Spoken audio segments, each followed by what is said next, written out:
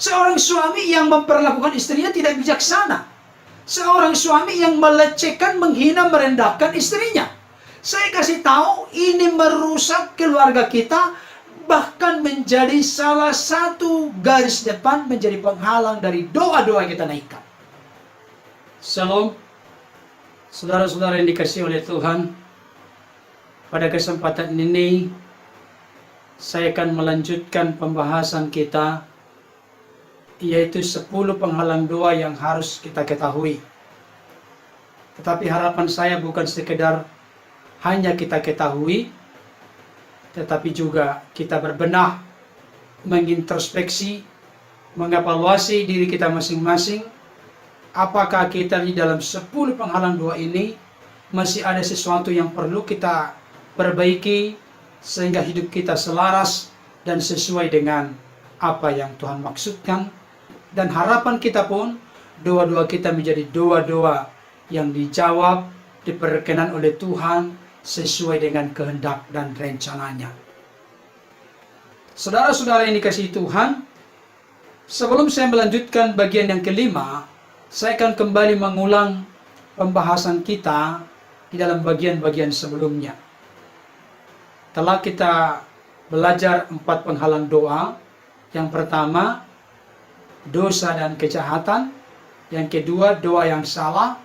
Yang ketiga, kesombongan. Yang keempat, kemarahan, dendam, akar pahit, atau kebencian. Nah, pada saat ini kita akan masuk ke dalam bagian yang kelima. Dan seluruh pembahasan kita, saya ingatkan kembali, selalu bersumber dari kitab suci Kristen, yaitu Alkitab. Pada kesempatan ini kita akan membaca 1 Petrus pasal 3 ayat yang ke-7. Demikian bunyi firman Tuhan. Demikian juga kamu, hai suami-suami, hiduplah bijaksana dengan istrimu sebagai kaum yang lebih lemah. Hormatilah mereka sebagai teman pewaris dari kasih karunia, yaitu kehidupan, supaya doamu jangan terhalang. Saudara, secara spesifik, secara khusus, ayat ini berbicara tentang relasi atau hubungan suami dengan istri. Jadi pada kesempatan ini, pembahasan kita lebih fokus kepada yang sudah berkeluarga. Dan yang belum berkeluarga, nanti juga akan berkeluarga. Tetap ini menjadi sebuah proteksi, sebuah persediaan kepada masing-masing kita. Karena firman Tuhan ini tetap berlaku kepada siapapun. Yang penting kita dibuka Tuhan hati pikiran kita untuk menangkap pesan-pesan yang terbaik dari firman Tuhan itu. Saudara, dikatakan di sini, bagaimana seorang suami bersikap kepada istrinya, yaitu hidup bijaksana dan menghormati istrinya.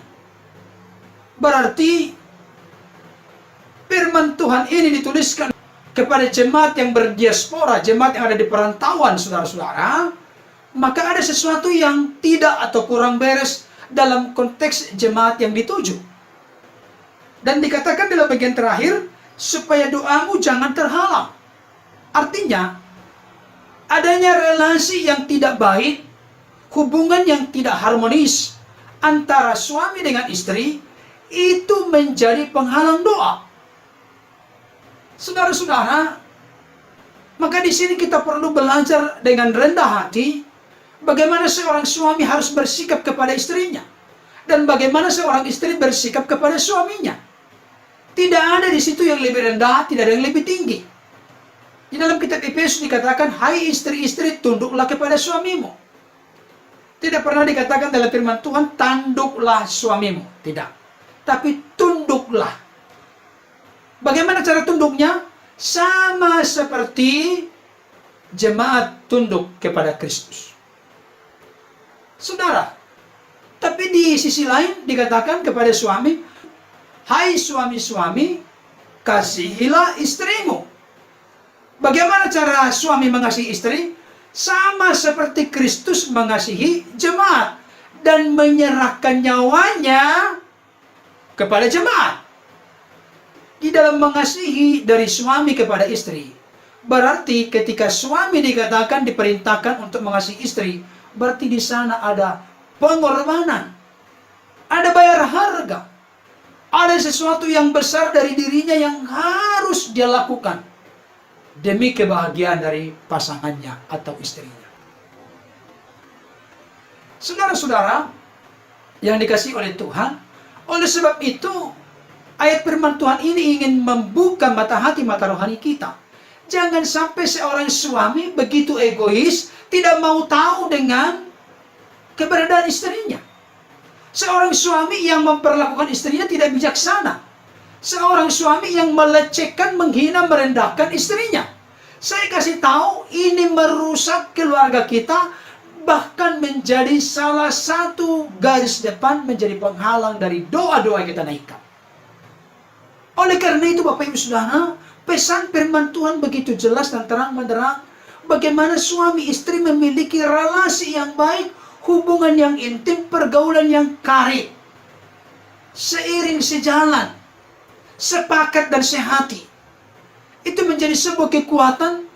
Ketika kita menaikkan dua-dua kita kepada Tuhan, maka Tuhan akan berkenan di dalamnya. Makanya Matius 18 ayat 19 berkata, jika dua orang di dunia ini sepakat meminta apapun juga, permintaan mereka dikabulkan oleh Bapa di sorga. Jadi dua orang di dunia ini sepakat. Siapakah indikasi yang paling prioritas, yang paling utama? Itu dua orang sepakat. Ya oke, bapak yang satu dan bapak yang lain boleh sepakat, dua orang.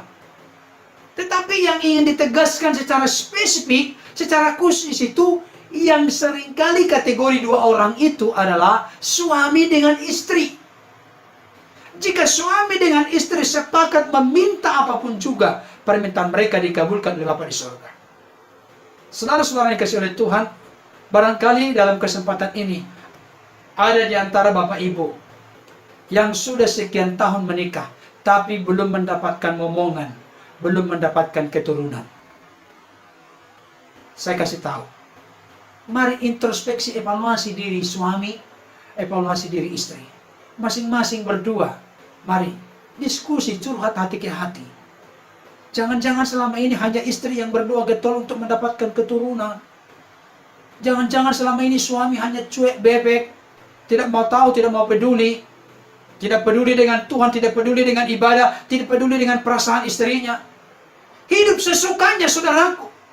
Saya kasih tahu, kita sedang merongrong keluarga kita, membawa terjerumus masuk ke dalam lembah kekelaman yang semakin dalam. Itu sebabnya dikatakan dalam ayat ini, supaya doamu jangan terhalang. Artinya, saudaraku, bagaimana cara kita memperlakukan suami kita? Bagaimana cara kita memperlakukan istri kita? Itu mutlak menentukan kualitas doa kita kepada Tuhan. Kalau tetap kita menghina, melecehkan, merendahkan pasangan kita, saya kasih tahu, doa-doa kita akan tetap terhalang kepada Tuhan. Tidak akan ada pintu anugerah yang Tuhan bukakan berkaitan dengan doa-doa kita kepada Tuhan, kalau kita tidak membereskan relasi kita yang paling dekat, di mana kita makan bersama, tidur bersama, suka duka bersama, tetapi di dalamnya kita ada keegoan. Saudara yang dikasihi Tuhan, mari benahi hal ini, sehingga tidak menjadi penghalang bagi doa-doa kita kepada Tuhan. Saudara, ada salah satu yang menjadi kelemahan suami itu, egonya terlalu tinggi, merasa diri paling benar.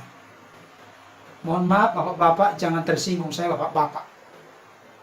Saya juga seringkali merenung sebagai seorang pendeta pembina rohani. Saudara-saudara, saya merenung, wah, betapa luar biasa pengorbanan dari istriku dalam hidup ini. Dia yang mengandung 9 bulan, dibawa kemana-mana tidak bisa lepas dari dirinya. Dia yang melahirkan, mempertaruhkan nyawa. Dia yang menyusui.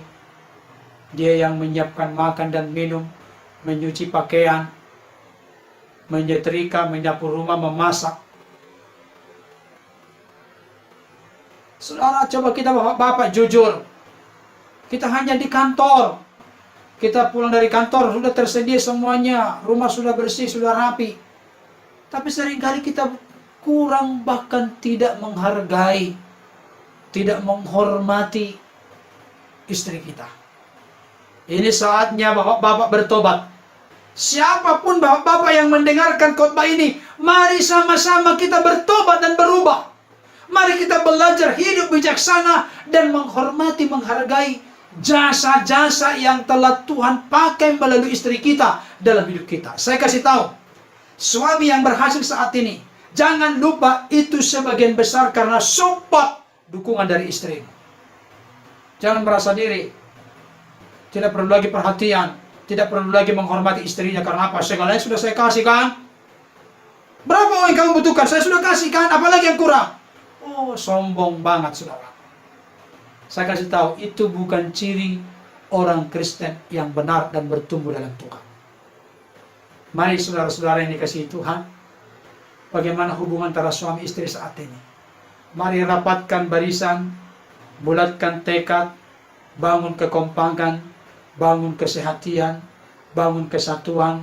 Karena firman Tuhan berkata, oh betapa indahnya, betapa eloknya bila saudara semua hidup dalam kesatuan, hidup dalam kebersamaan, hidup dalam kerukunan. Sebab apa? Sebab kesanalah Tuhan memerintahkan berkat kehidupan selama-lamanya. Di dalam kesatuan, kekompakan, kesehatian akan ada kuasa, ada mujizat, ada perbuatan-perbuatan Tuhan yang ajaib dan perkasa. Tuhan Yesus memberkati. Amin.